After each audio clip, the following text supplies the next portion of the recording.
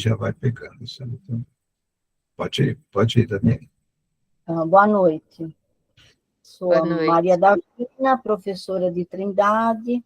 Eu fiz graduação nos dominicanos, depois fiz um aprofundamento com a professora Maria Freire nos salesianos, né?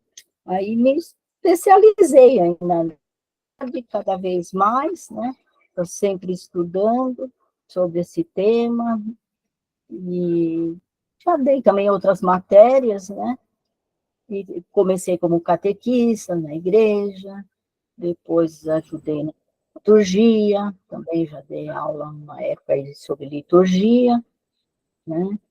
E aí entrei para a teologia, não saí mais, já faz acho que uns 25 anos ou mais.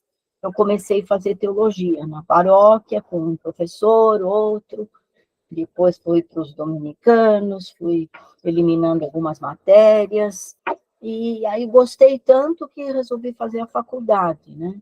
Não foi fácil, porque a gente estuda muito, lê muito, né, Jairo? Bom, demais, demais. Cada matéria é um livro que você tem que ler por mês, então é uma loucura, mas a gente aprende muito, e esse prazer de querer contar para todos o que nós aprendemos, o que vimos, as nossas experiências, e ouvir também a experiência de vocês, né, das pastorais. Eu acho que é isso, falei muito, né? Pode pôr Posso pôr? Tá bom. vamos prestar bem atenção na letra, né? Porque é sobre o tema. Tá bom? Boa noite, professora. Boa noite.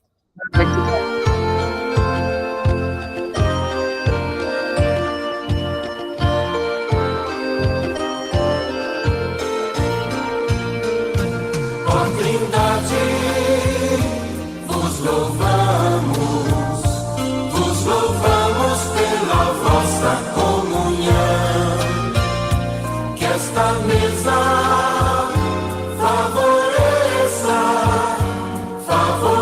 a nossa comunicação.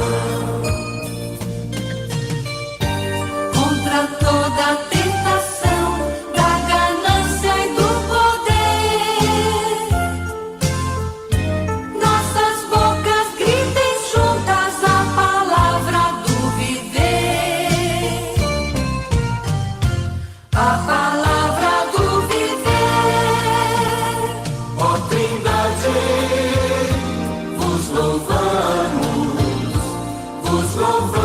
pela vossa comunhão, que esta mesa favoreça a nossa comunicação. Na montanha com Jesus, no encontro com o Pai, recebemos a mensagem e de ao mundo e o transformar. E de ao mundo e o transformar. Ó Trindade, vos louvamos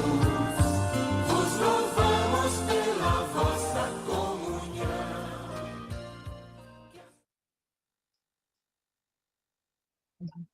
Então, que essa mesa favoreça a nossa comunicação.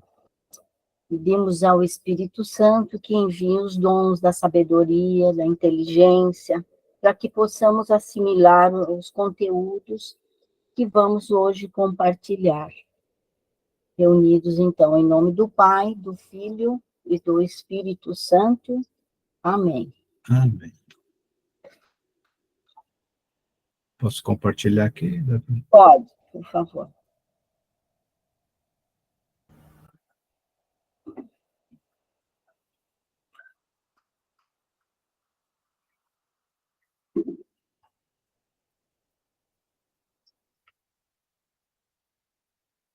Só um minutinho que deu um tilt aqui.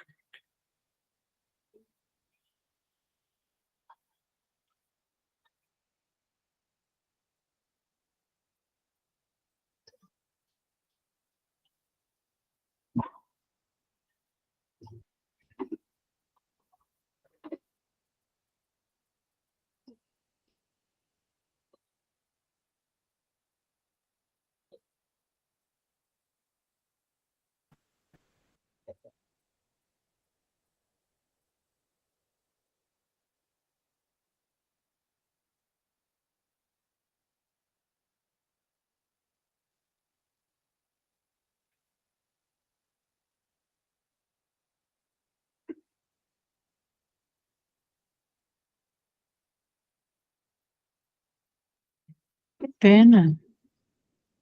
Está chegando. Espera só um pouquinho.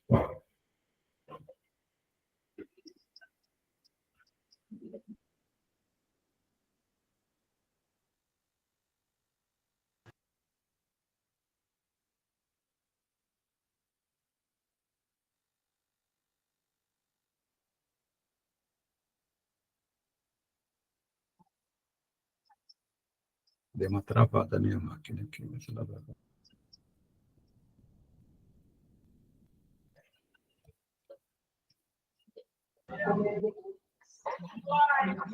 O computador é ótimo quando funciona. Quando funciona, é uma maravilha.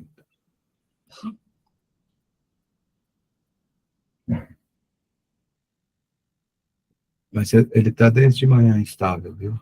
De tarde ele melhorou, agora que piorou.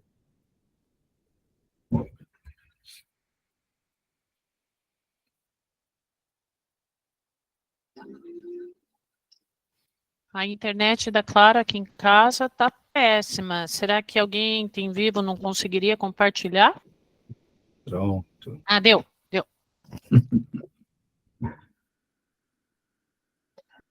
Não querendo fazer marketing.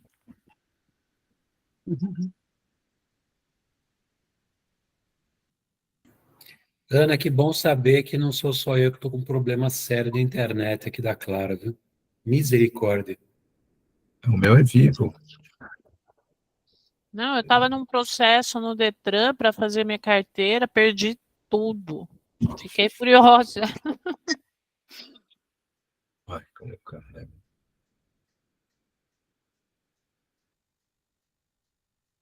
Tudo bem? Podemos ir? Acho que ele está indo sozinho. Já entrou no modo apresentação, já. Pronto, foi. Aí tá bom. Então, aqui a imagem da Santíssima Trindade, né? Pai, Filho e Espírito Santo, aqui a pombinha, depois mais à frente nós vamos falar sobre a pombinha. O próximo.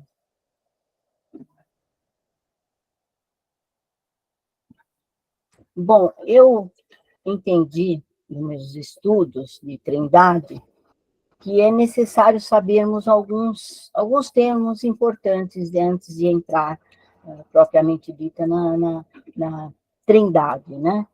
Então, precisamos saber sobre o corpo, sobre a alma, sobre o espírito. Próximo. Aqui tem um texto dos Hebreus 4:12, que diz: porque a palavra de Deus é viva e eficaz, e mais penetrante do que espada alguma de 2 gumes, e penetra até a divisão da alma e do espírito, e das juntas e medulas, que seria o corpo físico, né? E é apta para discernir os pensamentos e intenções do coração. Então, aqui ele diz: nós somos formados de corpo, alma e espírito, não são separados, é uma coisa só, né? Mas às vezes nós separamos para entender melhor, né? Mas não podemos deixar de pensar que é um todo, o ser humano, né? A próxima. Então, o corpo é muito fácil. Tá bom o volume ou tá muito baixo? Aqui tá bom, cara. Ótimo. Excelente, professora. Tá bom. Tá bom. O corpo, nós sabemos que é a parte que nós podemos tocar, né? E que cessa após a morte. Então, fica fácil entender. E o corpo pertence à Terra e tem contato com ela, e ele nos torna conscientes desse mundo. Aí, sem problema nenhum. A próxima. Já a alma é um pouco mais complexo, podemos entender. Mas é um mecanismo do espírito, que nós somos corpo, alma e espírito, né? Então, é um processo de funcionamento que armazena as sensações do corpo e do espírito. Ela liga o corpo e o espírito, a alma. Costuma-se dizer até que ela tem o mesmo formato do corpo, de uma forma mais etérea, né? E formou-se o Senhor Deus, o homem, do pó da terra, e soprou em suas narinas o fôlego da vida. E o homem foi feito alma vivente. Então, não somos só matéria, mas temos algo a mais, que seria um sopro de vida. Mas não somos só nós que temos essa alma, que é a ânima.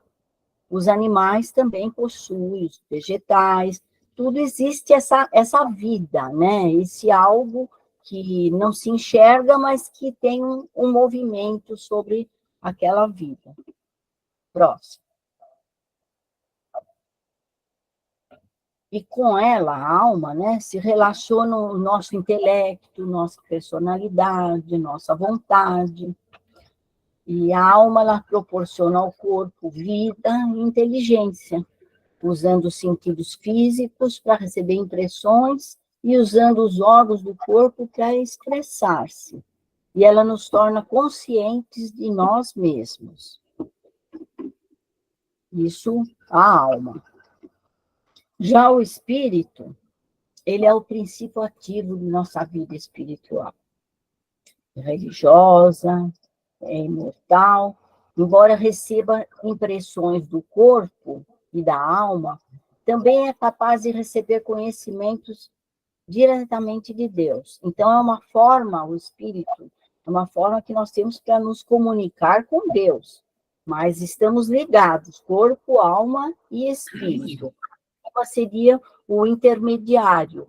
Ela tem um sentido horizontal, uma percepção horizontal, e uma percepção vertical, que nos torna em condições de comunicarmos com Deus.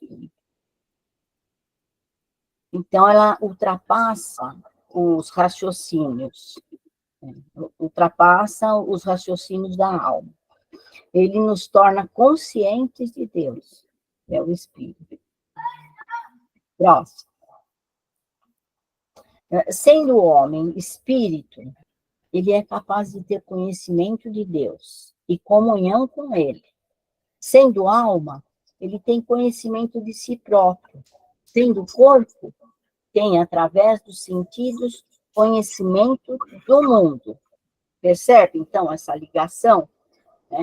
De corpo, alma e espírito. Não são separados, vejam bem, lembre-se sempre. São uma coisa só, um ser humano só. O próximo.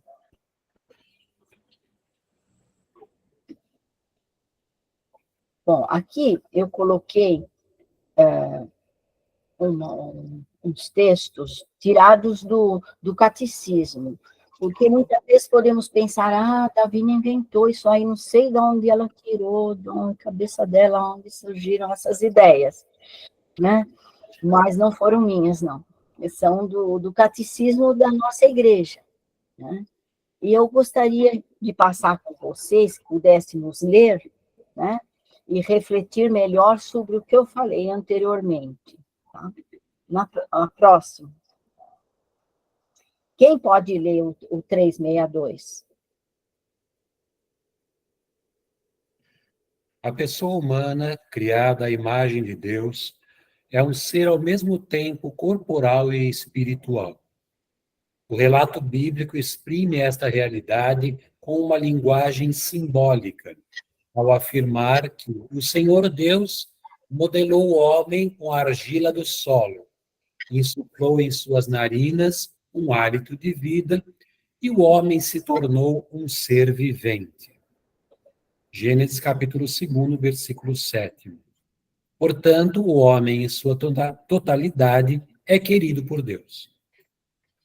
Isso, aqui para mostrar que Deus criou o homem, criou do nada, né? Aliás, fazemos parte da vida divina, né?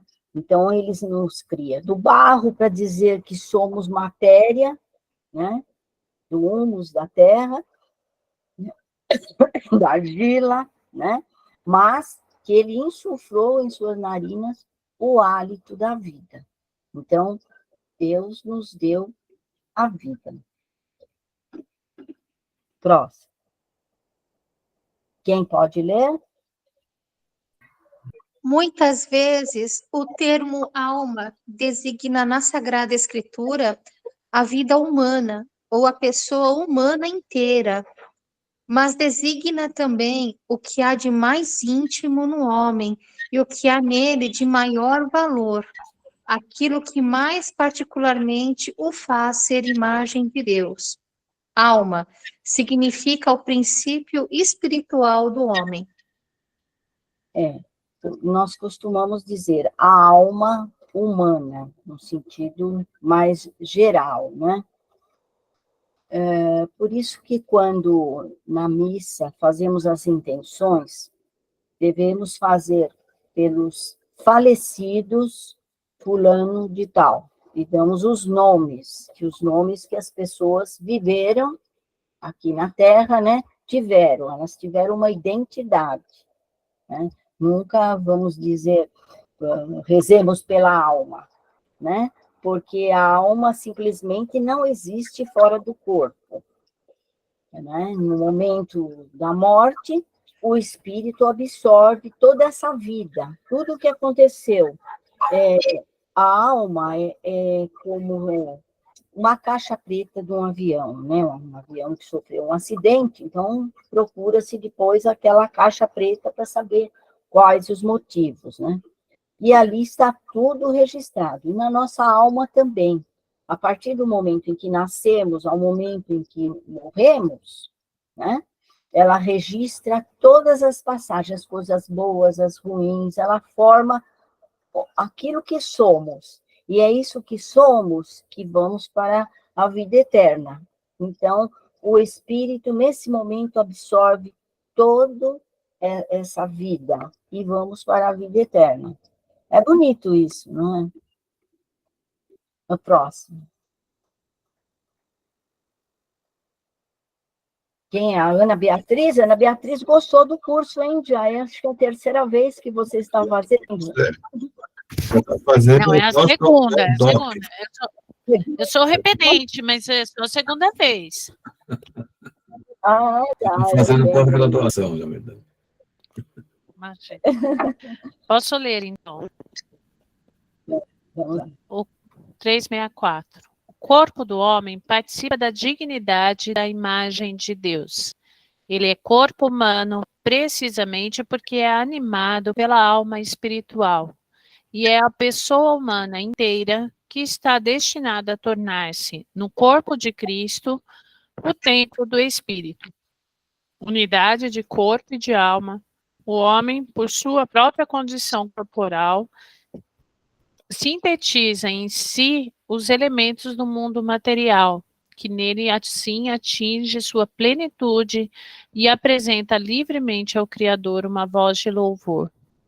Não é, portanto, lícito ao homem desprezar a vida corporal.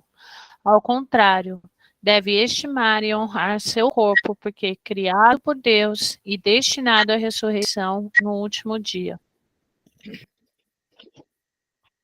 Sim. Muitas vezes a pessoa pensa, o que interessa é a alma, o espírito. O corpo é perecível, mas o corpo tem uma importância muito grande. Ele nos foi dado e ele é templo do Espírito Santo. Então, Deus mora dentro de nós, em todas as partes, em todas as coisas, mas ele está dentro de nós.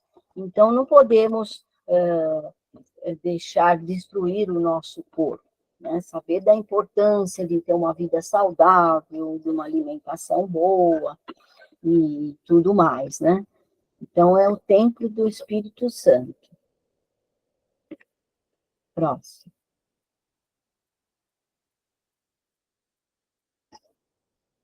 Quem vai fazer? A unidade da alma e do corpo Desculpa.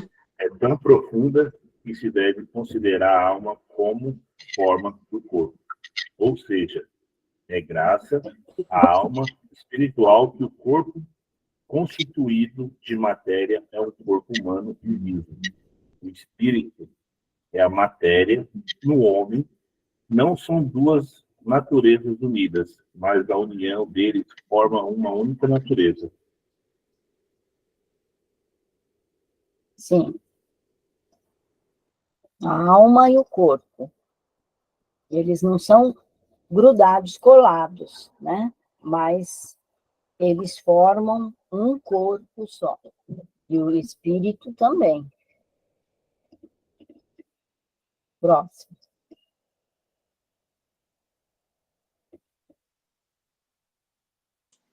A igreja ensina que cada alma espiritual é diretamente criada por Deus, não é produzida pelos pais, e é imortal.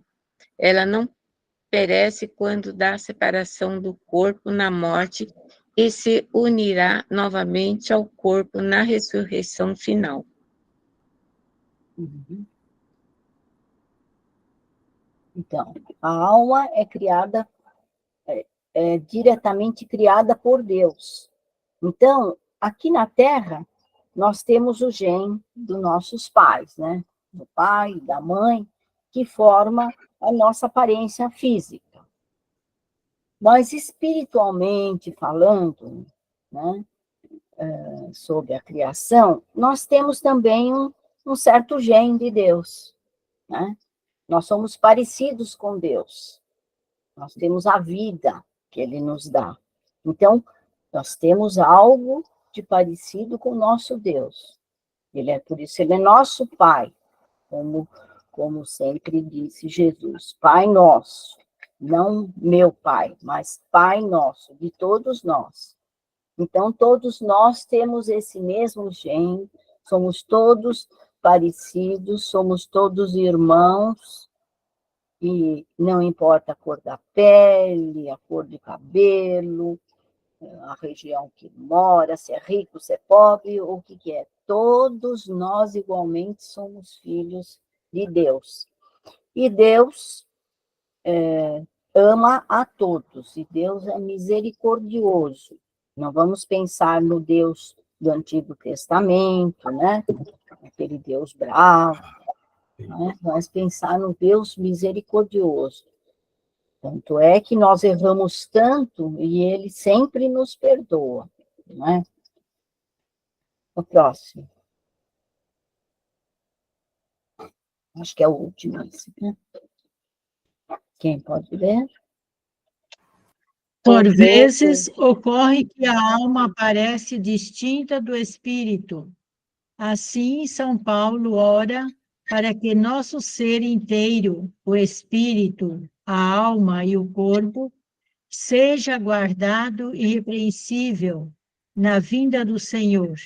1 aos Tessalonicenses 5, 23. A Igreja ensina que esta distinção não introduz uma dualidade na alma. Espírito significa que o homem está ordenado desde a sua criação para seu fim sobrenatural e que sua alma é capaz de ser elevada gratuitamente à comunhão com Deus. Um minutinho só.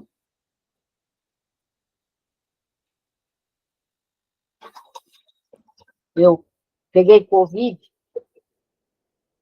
uns 10 dias atrás e agora fiquei meio rouca. Então, o corpo, alma e espírito, novamente, ó, significa que o homem está ordenado desde a sua criação a ser sobrenatural.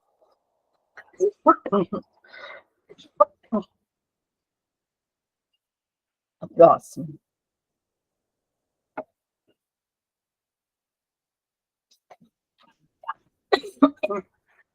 Ai, mais um minutinho, gente. Uma palhinha melhor. Então, aqui, nós temos algumas imagens que eu separei da Santíssima Trindade. Agora que vamos entrar, propriamente dito, vão anotando aí as dúvidas, no final eu respondo, tá? Então, eu separei umas imagens da Santíssima Trindade. O Pai, né, representado com o homem mais idoso, o filho, o menino Jesus, a pombinha, né? E a pombinha, ela tem um significado de anúncio, né? De paz, de amor, porque nós temos como falar uma ideia de pai, né? Então, quando fala pai, nós imaginamos o nosso pai, o nosso avô, né? Aquela figura masculina de pai. Depois, quando fala o filho, também nós temos do menino Jesus, do Jesus homem, já aqui na outra imagem, né? Agora, do Espírito, nós não sabemos aonde. Ele sopra, não sabemos aonde. É o vento, é o fogo, né? Então, é a luz. Nós procuramos coisas do nosso conhecimento, coisas da natureza, né? Para expressar aquilo que nós sentimos. A próxima. Aqui mais outras imagens, todas lindas, maravilhosas. Próximo. Mais imagens, olha o Espírito Santo aqui, em cima. Né? Cada um representa de uma maneira mais bonita. E nós sabemos que, olhando para essa imagem, o que significa? Que Deus é trindade. Né? Quando dizemos que Deus é uno, mas é trino, ficamos assim meio confusos. Como que pode ser? Não vamos, evidentemente, desvendar o mistério, né? Isso é impossível, porque Deus é o Criador e nós as criaturas. E não passaremos de criaturas, jamais seremos deuses, né? Se nós tivéssemos conhecimento de todo o mistério de Deus, de tudo sobre Deus, seríamos deuses também. Então, nós seremos sempre criaturas e Ele, o Criador. Né? Próximo. Aqui é essa pintura de Cláudio Pasto, que tem em Aparecida, vocês já devem ter visto. É uma imagem muito bonita. E tem uma explicação, é que eu não tenho na minha mente agora, teria que procurar, onde eu tenho anotado. Mas é muito bonita a explicação sobre essa pintura, da Trindade, Pai, Filho e Espírito Santo. A próxima. Olha, aqui, essa folhinha aqui é do Catecismo, ela tem mais ou menos uns 60, 65 anos, porque é de quando eu fiz a minha catequese, né? Que foi o grande motivo pelo qual eu sempre quis estudar teologia, ou quis saber mais sobre Deus, porque eu não me conformava com esse Deus bravo, né?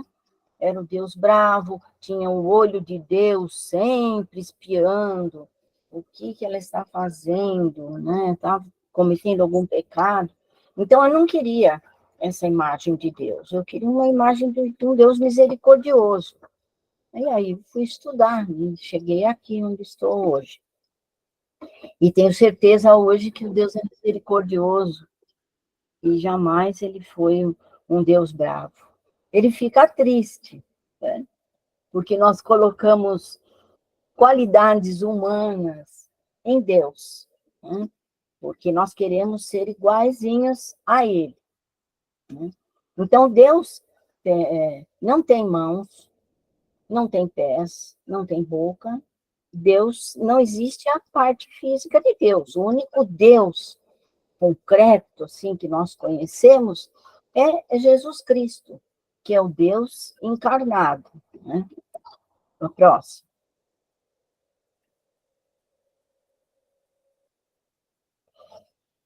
Então, a Santíssima Trindade é assim. Existe a realidade da Santíssima Trindade. Significa que ela sempre existiu. Deus sempre foi Pai, foi Filho e foi Espírito Santo. Isso sempre foi assim. Sempre foram um. Por exemplo, eu sou Davine,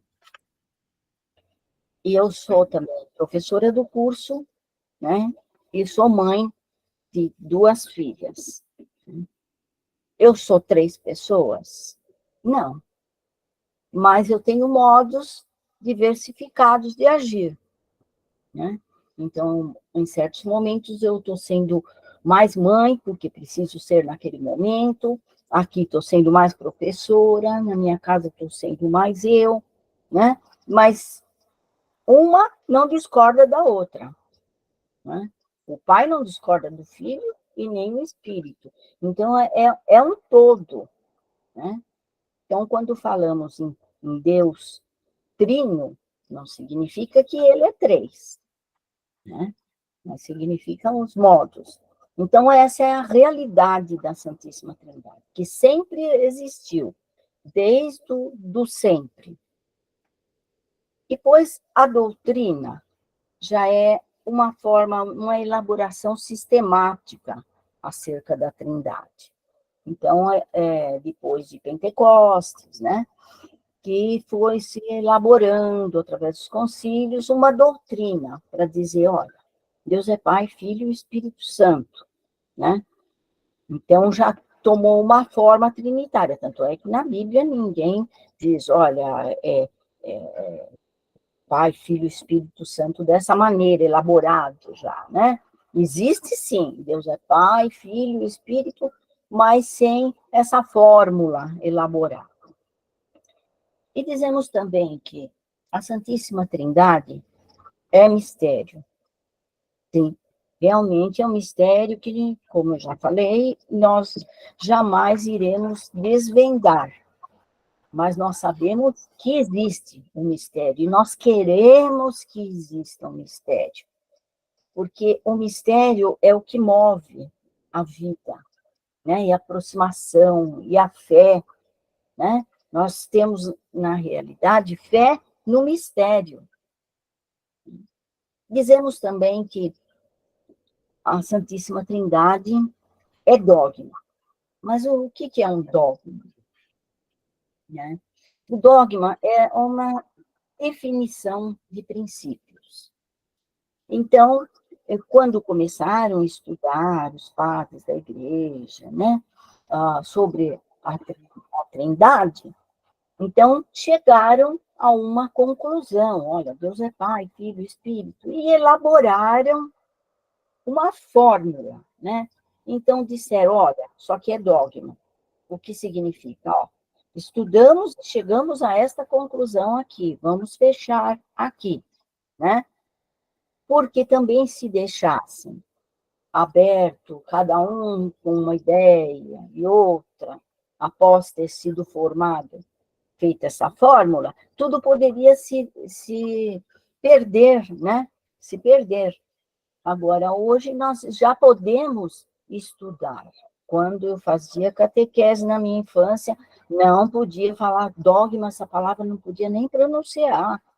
É mistério de Deus. Né? Não pode, é pecado e tal. Então, hoje nós podemos nos aproximar e entender por que é o dogma.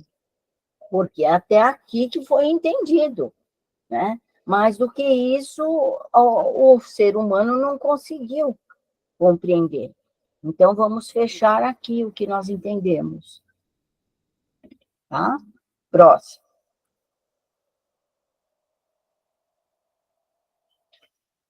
Depois de tantas coisas que eu fiquei falando, aí vocês vão me perguntar, mas afinal de contas, quem é Deus? Eu também não sei. Fazer como Santo Agostinho, que se me perguntarem quem é Deus, eu não sei. Mas se não me perguntam, eu sei. Tá? Mas nós podemos saber mais ou menos algumas coisas. Né? Sabemos que Deus é relação. Por que é relação? Alguém sabe me responder? Alguém sabe? Por que Deus é relação?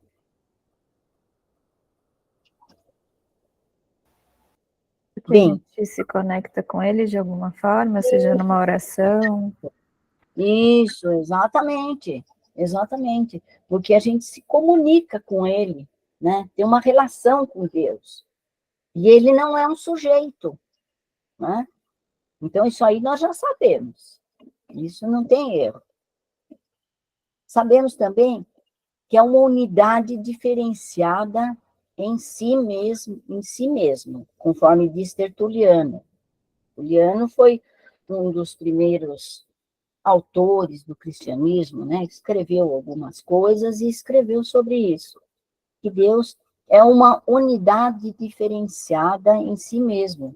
Então, ele é Pai, ele é Filho e Espírito. Ele é uma unidade diferenciada em si mesmo. Achei essa definição muito, muito boa, né? Então, Deus também é amor, também é outra definição, assim, muito boa, mas também que não responde nada. Porque o que é o amor? Também ficamos usando 1000 palavras para explicar algo que é um sentimento, né? É uma ação, é um sentimento, então fica difícil explicar, mas Deus sabemos que é amor. Então, é força que rege a humanidade. Sim, isso nós temos certeza, que existe uma força enorme que rege a humanidade. E só pode ser Deus, só pode ser o ser bondoso, misericordioso, né? Então, essa força.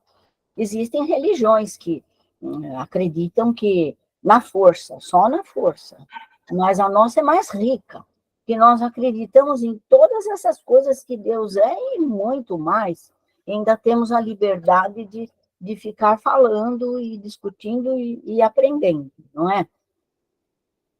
Então, Deus não tem forma, sim, ele não tem corpo, né? Jesus Cristo tem corpo, Deus não tem.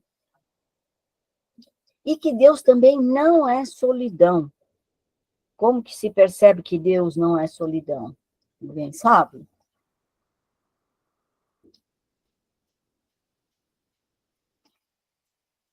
Nunca está sozinho, né? Sei lá, uma conexão entre eles e nós, né?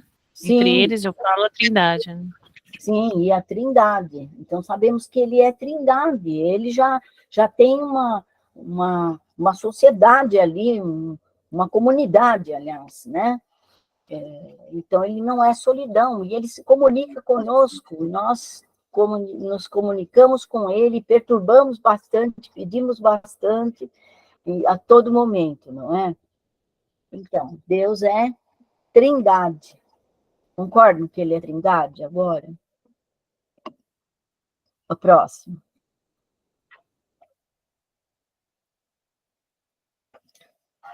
São 3 pessoas. Elas são divididas, mas não separadas. Né? Elas são... O Pai é o todo da divina substância. São Pai, Filho e Espírito Santo, são todos da mesma substância. Né? O Pai é o todo. O Espírito interliga o Pai e o Filho. Entendeu? É uma coisa circular isso. Assim, temos que pensar de uma forma mais solta, não? Porque nós queremos enquadrar Deus, né? Colocá-lo num quadradinho, ó, Deus é assim, assim, assim, e pronto, nós queremos assim. Eu vou para a missa, eu rezo, comungo, tal, ou eu vou para o céu, ou para o inferno, ou para o purgatório. Então, nós queremos uma coisinha assim, simples, infantil, né? Mas temos que dar vazão a essa nossa imaginação, porque é nessa imaginação, nessa tentativa de comunicação, é que nós estamos mais próximos de Deus, que é algo que é nessa presença ausente de Deus. É duro isso, né? Ele é presente, mas ausente porque nós não o vemos. Nós temos no lugar para ver, para podermos ver as pessoas. estão à nossa volta, as pessoas amigas, as pessoas inimigas, se quer, né? E também aos pobres, os ricos, são as pessoas que estão ao nosso redor, que nós temos que ver e enxergar Deus nessas pessoas. Próximo. Os primeiros discípulos. Olha, os primeiros discípulos foram importantíssimos. Porque, olha, eles conviveram com Jesus, puderam observar como ele falava, rezava, como ele tratava os pobres. Nós tivemos esse exemplo, né? Eles viram também como Jesus enfrentou conflitos que até o levaram à morte e à ressurreição. Então, a nossa fé precisa estar baseada nessa fé dos primeiros cristãos, porque ele foi muito próximo. Muitas coisas foram se acrescentando depois, né, se perdendo ao longo dos anos, e a nossa igreja chegou até a ficar muito imperial, né, muito distante do pobre, né? Hoje, o Papa Francisco tenta resgatar essa imagem dos primeiros discípulos, essa imagem verdadeira, que era bem simples, próxima de Jesus. É muito bonito, muito lindo, as igrejas, existem igrejas maravilhosas de ficar assim, parada, né, olhando aquela beleza. E também são templos que é para oração, né? A gente sente o ambiente propício para isso. Não podemos também dizer, não, vamos acabar com tudo. Tudo tem a sua importância, até para nós podermos fazer essa comparação hoje, né? Saber da vida pobre, da vida simples, né? E saber de muitos pobres que ficam ali na porta da igreja. É a realidade da vida de hoje. E cada vez pior, né, isso, infelizmente. Próximo. Então, os primeiros discípulos, eles refletiam sobre a experiência vivida com Jesus, né? Traduzindo numa fórmula de proclamação de fé. E foram os primeiros a testemunhar a Trindade pela fé da comunidade orante. Sendo que esse ato de fé ultrapassa explicações, né? Eles acreditavam, não precisava explicar mais, aquilo era evidente, né? Depois foram criadas, sistematizadas, fórmulas, doxologias, orações de louvor, de glória, né? Para que todos pudessem rezar da mesma forma, para se guardar isso, né? Como oração, para se fazer essa oração. Próximo. Então, os primeiros discípulos professavam a fé trinitária também na prática sacramental, pois a prática da igreja primitiva conservava o batismo em nome do Pai, do Filho e do Espírito Santo. Então, eles já batizavam. Jesus foi batizado também para mostrar que é humano e que precisava ser batizado. Quer dizer, não precisava, mas se fez batizado, né? E já desde aquela época, depois de Pentecostes, né, que foram feitas essas orações e esse batismo com essas fórmulas. O próximo. Aqui algumas fotos de Jesus batizado, o Espírito Santo, que não temos como dizer como é, então colocamos esse vento da pombinha, né? Aqui, na época, batizavam pessoas, todas as pessoas que apareciam, homens, mulheres, crianças de todas as idades, chegavam e a família inteira era batizada, né? Depois que a igreja organizou melhor, e achou, não, vamos batizar desde cedo, tal, e as crianças pequenas, né? Mas a igreja já foi de outras formas também, né? Próximo. Então, dizer que Deus é Pai, Filho e Espírito Santo é um ato de fé, porque nós cremos nisso, né? E dizer que é uma natureza em 3 pessoas já é uma explicação da fé, né? É querer já sistematizar, né? Ser batizado em nome do Pai, do Filho, do Espírito Santo, significa introduzir esse batizado na comunhão das 3 pessoas e entregá-lo à sua especial proteção. E também introduzir a criança na comunidade, né? Desde cedo ela começa a ser uma pessoa que participa, vai ouvindo as orações do pai, da mãe, vai aprendendo, vai vendo como o pai e a mãe rezam, como se comportam na igreja. Então, é muito importante começar os pais levarem as crianças, os avós levarem as crianças para a igreja, porque às vezes não levam, eu vou para a missa, não vou levar a criança, não vou. Mas isso é ótimo que leve, não faz mal que a criança chora, corre um pouquinho para cá ou para lá, mas ela já está naquele ambiente e que ela vai começar a fazer perguntas, né? O que é isso? Vó, o que é aquilo? Pai, mãe. E assim a família já vai catequizando, né? Próximo. Então, antes do batismo, as primeiras comunidades preparavam uma espécie de uma catequese, como hoje, né? Mas era mais aprofundada, porque já era para adultos, né? Faziam entrar naquele mistério, né? Que eram os catecúmenos.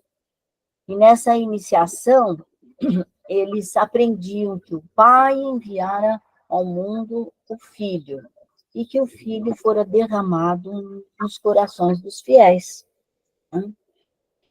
Eu acho interessante essas explicações que davam desde o começo, e muitas dessas explicações foram parar no chão das igrejas, as igrejas milenares, né? Os desenhos feitos, pinturas, né? Para que quando as pessoas entrassem dentro da igreja, elas já fossem sendo catequizadas. Olha, o pai enviou o filho, e a imagem daqui, dali. Então, a importância das imagens também, né? Nas igrejas, que vai formando, vai catequizando, e a curiosidade, né? Das crianças. Então, nossa fé é trinitária, Deus uno e trino. Na unidade da relação de amor entre as 3 pessoas da Santíssima Trindade. É uma relação de amor. Próximo.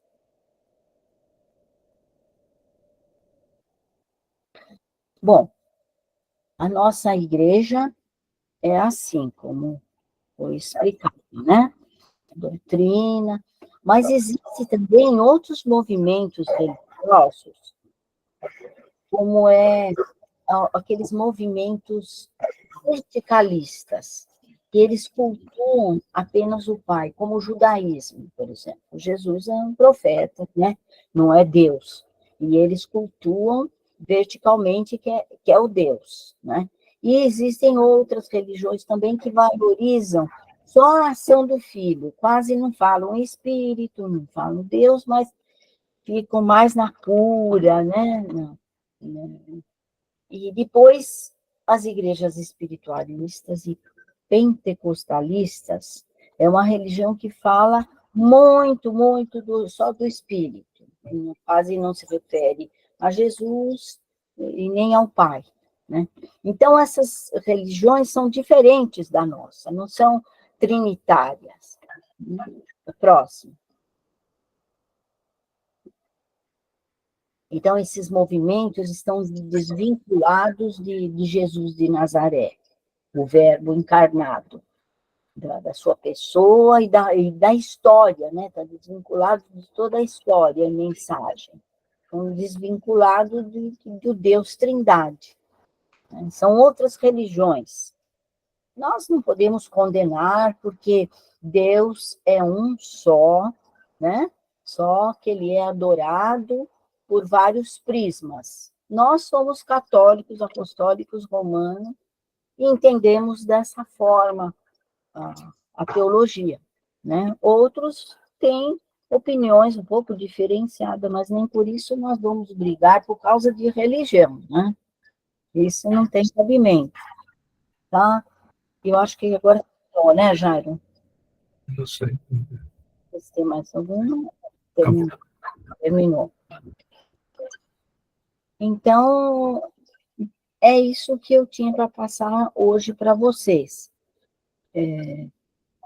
Gostaria que vocês perguntassem as dúvidas que têm. Ô Davina, tem muitas questões aqui, muito parecidas, com relação a... Você vai precisar explicar novamente a questão corpo, espírito e alma. Né? A dúvida está girando em torno disso. Sim. Sim. Olha, o corpo nós conhecemos, certo? Nós somos um ser, um todo, não somos separadinhos, pai, filho, aliás, corpo, alma e espírito. Não somos separados. Nós falamos separados para que pudéssemos entender cada um, né? Mas nós somos um todo, uma coisa só. Quando nós nascemos, nós somos filhos do nosso pai e da nossa mãe, né? O nosso corpo. Quando nós nascemos, nós recebemos um sopro do Espírito de Deus, um sopro de vida, né? A criança, quando nasce, chora assim, o ar, né? Porque o Espírito é o ar, é a vida, é a respiração. Então, nós passamos a ter uma vida, né? Então, nós temos a alma e o espírito. Costuma-se dizer até a alma espiritualizada, né? Porque estão ligados. O que o corpo faz? O corpo explora as coisas materiais, né? As coisas da vida aqui da Terra. A alma fica mais de uma forma mais transcendente, mas ela não é desligada do corpo. A vida toda ela está ali com o corpo participando de todos os momentos da vida. Então, a alma tem, inclusive, nós vimos aí no catecismo, né, que ela tem até um formato do corpo, né, a alma. Então, ela guarda as percepções do corpo, né? Se, por exemplo, ela se machuca, a pessoa se machuca, a alma sofre ali, né? A dor, né? E se a alma, ela passa essa comunicação para o espírito, né? O espírito está presente, né? Só que o espírito é uma forma mais etérea, sabe como que é etérea? É mais leve, ela não é pesada como o corpo, é um vento, né? É o ar, nós não temos como... Eu vou passar para vocês, vou passar no Zap, né, durante a semana, um filme muito interessante que fala sobre o espírito, né? Muito, acho que não estou com ele aqui agora, professor Catão, é muito interessante, eu vou passar para vocês, vocês vão entender melhor. Então, no momento da morte, o corpo perece, morreu. A alma não sai, assim, solta por aí, né? Ela é absorvida pelo espírito, por esse ar, por esse vento, por esse hálito, né? E segura ali tudo que a pessoa se formou a vida inteira, né? Tudo que ela fez, tudo que ela foi, ficou gravado ali, É um relatório. Oi? Quem falou? O Ciro levantou a mão, se quiser dar espaço para ele. Na verdade, professora, foi assim, a gente teve uma ideia aqui, estamos conversando, a Carminha e eu. Sim. O espírito é parte da nossa natureza. É como a gente dizer que algo é vegetal, animal ou mineral. Isso. Pronto. Isso faz parte, é uma característica.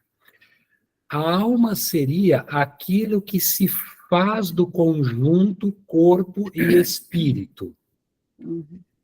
Faz sentido? Por exemplo, eu até escrevi um exemplinho aqui no chat. O vime, ele é vegetal. Nunca vai mudar. O que a gente faz com o vime, se é um porta-copos, se é uma poltrona, se é uma cesta, é o que nós fazemos com o nosso conjunto corpo e alma. Mas nós não perdemos a nossa natureza espiritual, que é, enfim, que é isso, acho que é isso, sei lá. Estamos indo por um bom caminho? Não. Na verdade, assim, o que veio na minha cabeça é que a alma, ela é contundente ao corpo. Ela é uma essência, a alma.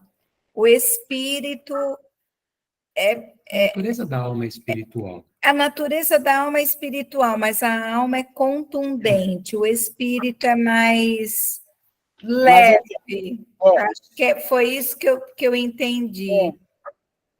O espírito, ele, inclusive o professor Catão fala, que nós não temos como dizer como é o espírito, mas nós sentimos, por exemplo, é como o ar.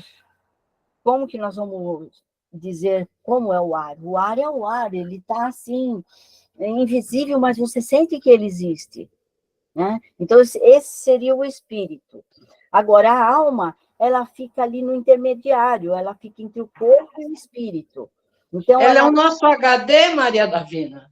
Oi? Ela é o nosso HD, a nossa memória, porque quando a gente... porque quando você diz que quando a gente morre, o espírito carrega a alma. Porque a nossa história que foi vivida não pode ser perdida, senão é tudo em vão. Sim, por isso que nós não perdemos... Então, ela seria o nosso HD. Né? O espírito é o HD e a alma é a captadora, né, disso tudo, da nossa história. Ela capta tudo da nossa vida. Então, por isso que nós vamos continuar sendo, você vai continuar sendo Carmen, eu vou continuar sendo Davina, por toda a eternidade. Não vou mudar de nome. Então, não se perde, né? Nada se perde, tudo se transforma, olha. Tem um pouco de ciência aí também, né? Então... Já dizia Lavoisier. Então, o espírito, ele tem essa alma, essa comunicação entre o corpo e o espírito.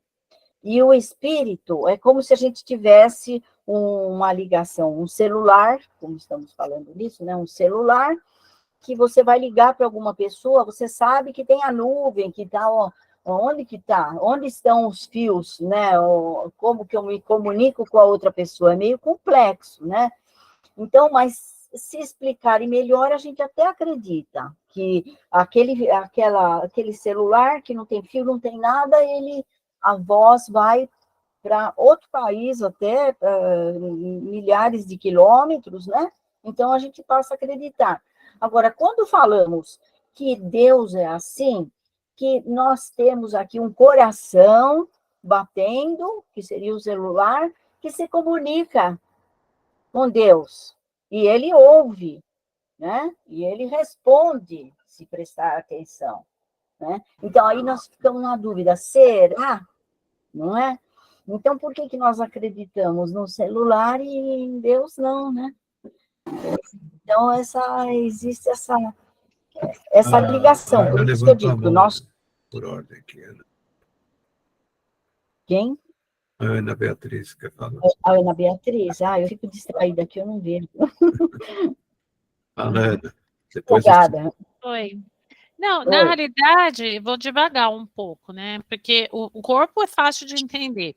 Matéria, a gente vê, a gente sente, sente a dor, sente respirar, sente a emoção já começa a se aproximar um pouquinho da alma, né? Do conceito da alma, me parece.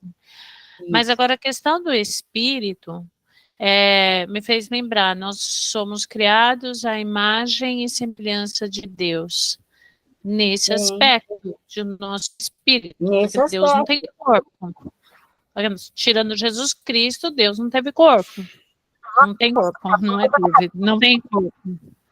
Mas, o nosso espírito que nos leva realmente à conexão com Deus. Agora, você falou, então, na missa de 7º dia, vamos rezar pela alma de fulano, que você falou que é errado, porque, desculpa, repete isso também, e a outra, nas exéquias também, a gente entra nessa miscelânea nas orações, né?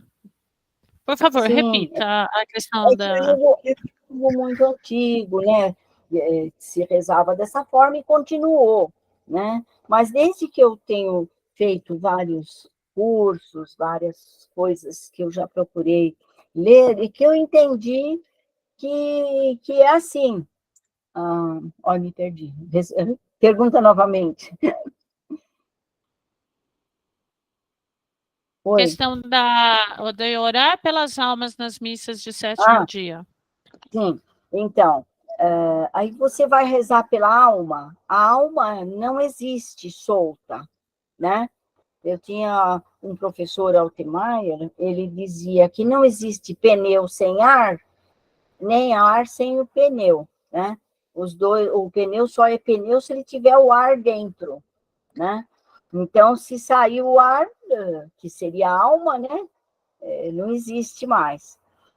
Então, você vai rezar para a alma? Não, você vai rezar para aquele que faleceu, aquele que tem nome, que o Senhor o chamará pelo nome, pela sua identidade. Então, o Senhor vai dizer, olha, Ana Beatriz, você é Ana Beatriz, você não é uma alma, porque uma alma seria muito genérico, assim, olha, uma alma, como, né? Então, você reza pela pessoa falecida. Existem nas igrejas, sempre eu vejo rezarem pela alma, eu também pego e rezo pela alma do fulano, você pode rezar pelo fulano. O importante é saber o que significa aquilo, né? Que significa que você está rezando pela pessoa falecida. Então, esse é um vício que a gente tem que mudar. A Alessandra escreveu agora no chat, né? Não se reza só pela alma, é como se a gente estivesse dividindo a pessoa. Então, é só a alma dela que merece, mas... Exatamente. Mas isso aí vem desde a filosofia, né? O conceito que se tinha, né? E a igreja pegou esses conceitos, Platão, né? Eram uns conceitos diferentes. Depois surgiram teólogos, escreveram, padres da igreja, e aí chegou-se a essa conclusão, né? De que é aquela pessoa que morreu. É a pessoa. Mas quem é que queria falar? O Ciro levantou a mão. É o Ciro, né? Fala assim. Ou a Carmen, agora não sei mais. Não, então, quando a Carmen Fidalgo falou que a alma é o nosso HD, eu achei legal essa ideia. Mas aí você está dizendo, e eu estou dando um passo para trás agora, que a alma não existe mais sem o corpo, né? É isso que você disse. Porque quando ela disse que a alma é o nosso HD, eu fiquei pensando que a alma pode ser a nossa psique. Mas aí, se a alma não existe sem o corpo, então não é nada disso, né? Não, porque aí ela passa a existir como espírito, que costuma-se até dizer a alma espiritualizada, né? Entendi. A alma espiritualizada, porque tudo aquilo é absorvido, né, pelo espírito. Tá, Todas as entendi. informações. Vamos pensar um pouco das coisas na nuvem, como é difícil a gente entender, né? Como que não se misturam, estão todas organizadinhas, né? Então, as coisas de Deus também são assim, né? Não que ele esteja só lá na nuvem, ele está em todos os lugares, não está só na nuvem. Tá certo. Tá interessante esse papo, né?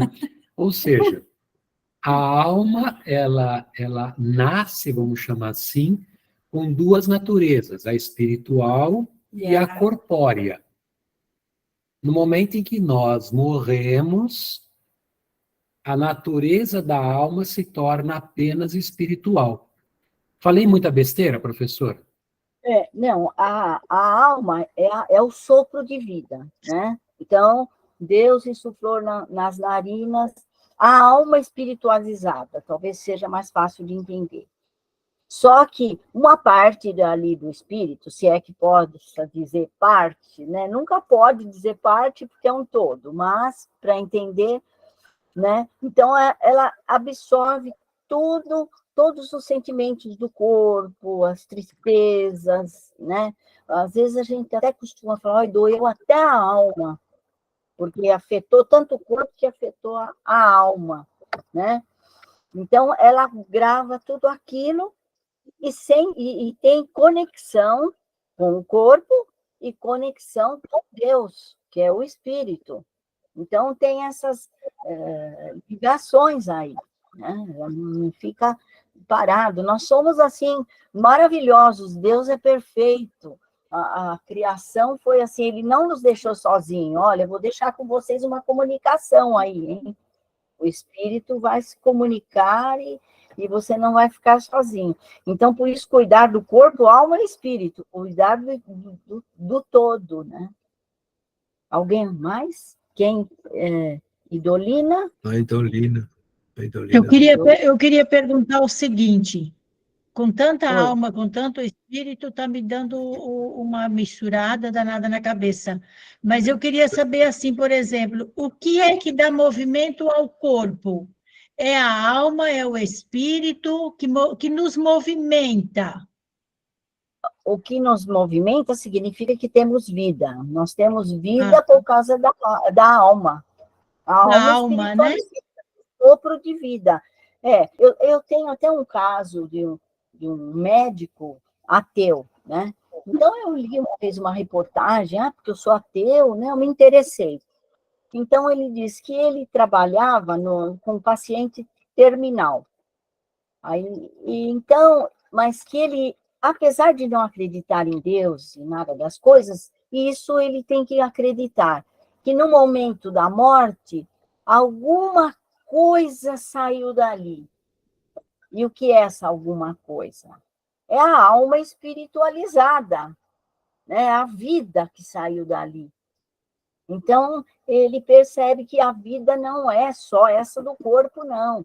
Apesar de que hoje existem alguns tratamentos que a pessoa não morre nunca, né? Injeta isso, injeta aquilo, fio daqui, fio de lá, e a pessoa vai durando quanto o ser humano quer, não o quanto Deus quer.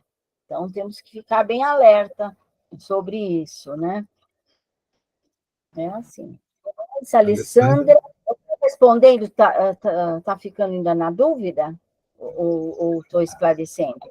Não, esclareceu. Gostei, obrigada. Bom, mas mesmo depois, se quiser perguntar novamente outra aula, pode surgir outras dúvidas. Quando forem para casa, vão chegar a algumas conclusões, podem anotar, trazer para a próxima aula, tá? Alessandra? Então, Alessandra? Cadê a Alessandra? Oi, professora, estou aqui, boa noite. Ah, boa noite. Desculpe, é que eu fico empolgada e não fico olhando muito ali para as mãozinhas. Não, tranquilo. Uma que eu achei curiosa, né? São duas coisas diferentes. Uma que eu achei curiosa, quando a senhora está falando das imagens, né? Que é muito interessante para ajudar a evangelizar e tudo. Eu tive uma experiência na infância, e essa experiência eu passei a semana passada para uma amiga minha, que ela é evangélica, né? Pentecostal, veio aqui em casa, que ela é podóloga, e foi muito curioso. Ela estava meio indignada, MC alguma coisa aí que falou mal dos professores e não sei o quê.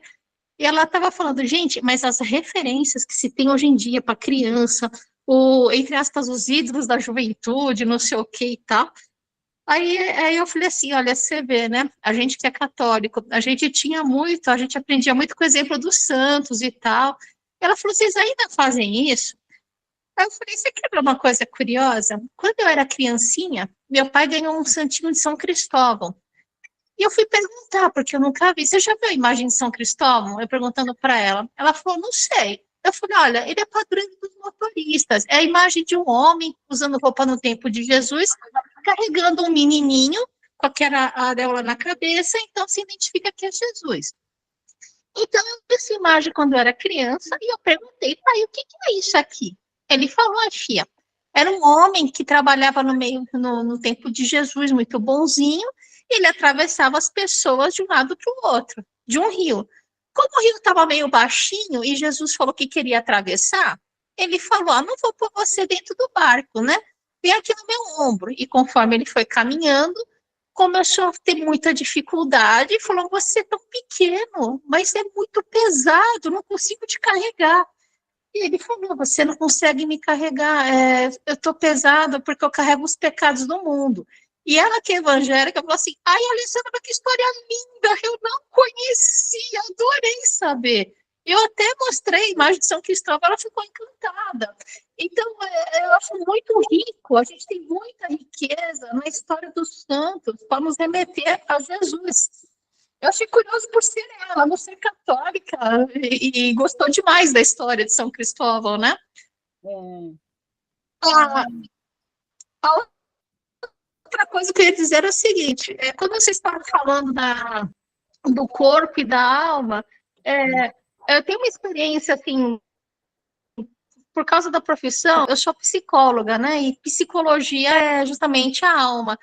E é muito interessante, conforme você trabalha as pessoas, eu lembro, há pouco tempo, eu atendi uma moça que ela era muito submissa ao marido, e ela tinha uma paralisia nos dedos da mão, e eu nunca notei isso. E conforme a terapia foi andando, ela falou assim, você notou uma coisa diferente em mim? Eu falei, não notei.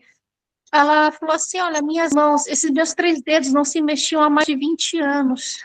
E agora eles estão se mexendo. Ela tinha paralisia na mão, porque a alma dela se sentia paralisada. Então, como as emoções da gente se somam ao corpo? A gente, na minha área, chama isso de psicossomática. A gente soma mesmo. Como a alma e o corpo estão mesmo ligados, não se separam de jeito nenhum. Uhum. Tem essa ligação, né? Tem essa ligação, o corpo e a alma, existe essa ligação. É muito, muito interessante. Agora, é muito bom contar histórias da Bíblia, assim, para as crianças, dos santos. A criança gosta, né? Mas parece que hoje está se perdendo, né? Essa coisa de contar história para a criança, né? Às vezes não são nem religiosas as histórias, mas que tem um fundo moral ou algo assim. Isso ajuda muito na formação, né? É importante. Mais alguém? Davi, eu só vou falar para vocês, não fiquem desanimados, porque estar desanimado é ficar sem a alma. Então, fiquem animados. Quem está desanimado? Quem está desanimado? Não é, Davi? Não fiquem desanimados, sem a alma. Desanimado, Desanimados. Fiquem animados para ficar com a alma aí, senão complica a vida. A alma, então, desanimado é sem a alma, né? Exatamente. Alguém mais quer colocar alguma coisa? Olha, não se preocupem se não conseguiram assimilar tudo, se não foi muito claro, se não foi muito clara em algumas coisas, mas aí anotem e na próxima aula vocês podem perguntar novamente, né? A gente continua a matéria, mas porque essa primeira aula ela é importante porque para que haja uma compreensão, né, do que é Trindade, né? Porque, afinal de contas, nós vivemos numa igreja trinitária. Então, nós temos que saber muito bem por que estamos lá, por que o trinitário. Eu demorei muito tempo para descobrir tudo isso, já na fase adulta, né? Porque ninguém fala no assunto, antigamente se perguntava para um padre, para outro, não, isso não é coisa para criança, é coisa para os padres, né? Depois que começaram a surgir os cursos, né? E os cursos mais abertos, porque existem alguns cursos também que não dão muita margem, né, para se falar as ideias, as conclusões, ou até de errar, né? Mas é assim. Alguma coisa, Jairo? Não, só, você falou da Maria Freire. Maria Freire Como? Foi minha professora, a Maria Freire, né? Foi minha professora também na faculdade, obviamente de Trindade, entre outras coisas, Maria Leotina. E ela foi a minha orientadora no TCC. Eu não falei de Trindade, falei de outra questão, no sentido do sofrimento humano, mas é uma mulher espetacular. Eu achava assim, ela muito didática, né? Porque eu fiz na faculdade, eu achei muito difícil os temas para se começar no curso, né? Sim, eu falei, você tem que pegar do começo para depois ir crescendo com textos mais complexos. E eu comecei já com toda aquela complexidade, e eu achava, não, eu tenho que procurar uma forma didática de explicar isso, né? Eu tenho que primeiro digerir melhor, né? E aí eu fui fazer com ela Cristologia e Trindade. Fiz novamente. Fala, Ana Beatriz, estava falando? Não, eu sou repetente, né? Então, a primeira vez que eu assisti a sua aula, a primeira vez que eu assisti a sua aula, eu me senti ao mesmo tempo encantada, mas absolutamente confusa, né? Não, porque é uma coisa que a gente tem que meio mastigar para juntar, que tá para entender que são coisas distintas, mas está tudo junto e misturado, né? E principalmente essa questão da alma e do espírito. Mas a Alessandra, as ilustrações que a Lê colocou aqui, ficou muito bom, viu? Valeu, obrigada. Elza, levantou a mão, pode falar. Esse é a Elza, seu. Deixa eu apagar aqui. Abre esse microfone. Elza. É o Arlindo, é o marido da Elza. Professora Maria, eu entendi que a senhora falou que a gente deve rezar pela pessoa. Mas e no caso das almas que estão no purgatório, não devemos rezar por elas?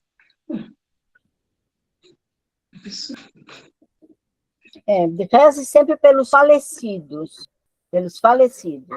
porque os falecidos, se quer purgatório, ou o que for, eles são falecidos, né? Então, reza pelos falecidos. Rezar pelos falecidos. Então, essa coisa de alma que está no purgatório, a gente não pode ter uma confirmação, não é? Disso. Aí a gente não sabe exatamente o que é, né? Eu sei que Deus é misericordioso e não vai mandar ninguém para lugar ruim. Deus é maravilhoso e sempre vai mandar. É como um pai bondoso, um pai e uma mãe, porque Deus é pai e mãe, né? Sim. Então, ele vai mandar o filho para um lugar bom, Ainda que o filho tenha sido rebelde, né? Ele vai dar umas broncas no filho, mas vai querer mandar ele para um lugar bom. Então, o lugar ruim que dizemos, né? Está no purgatório, ou está no inferno, ou aqui ou ali, né? É a mente da pessoa, é a consciência. Porque nós sofremos pela nossa consciência. É ela que nos castiga, não Deus. É a consciência. Deus não nos castiga, não é? Agora, se a pessoa pratica muitas coisas erradas, né? A alma dessa pessoa vai para onde, professora?